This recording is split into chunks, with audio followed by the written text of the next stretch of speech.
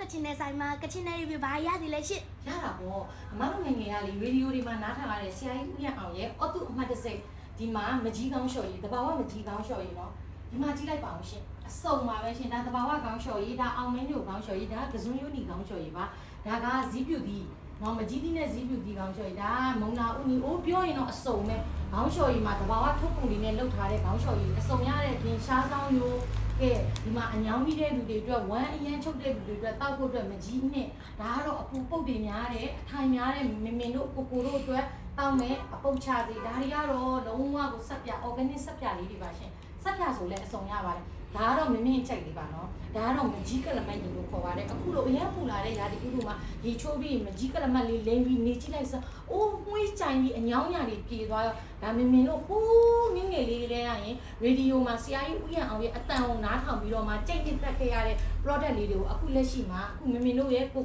ကချင်ရွာနဲ့ပိုးတဲ့ချီတဲ့ဆိုင်မှာဒီ product လေးတွေအစုံရပါပြီရှင်တောင်းကလာတမျိုးနယ်လုံးမှာမင်းတို့ဆိုင်မှာဒီတစ်ဆိုင်ပဲရပါတယ်ရှင်အဲ့အတွက်တောင်းကလာမှာနေထိုင်သူရောတခြားမျိုးနယ်တွေမှာနေထိုင်တဲ့သူတွေရောအားလုံးမင်းတို့ဆိုင်မှာလာအားပေးလို့ရပါတယ်ဒါတွေမဟုတ်သေးဘူးเนาะဒီမှာသွေးတိုးကြစေအများကြီးပါပဲရှင်ပြောရင်ပုံမှန်တော့မဟုတ်ပါဘူးရှင်ဒါလေးကလေချွဲပျော်စေသွေးတိုးကြစေအိုးလုံးဝနှလုံးအားစေဒါတော့မျက်စိစေအကုန်လုံးရပါတယ်ရှင်အားလုံးကျေးဇူးတင်ပါတယ်ရှင်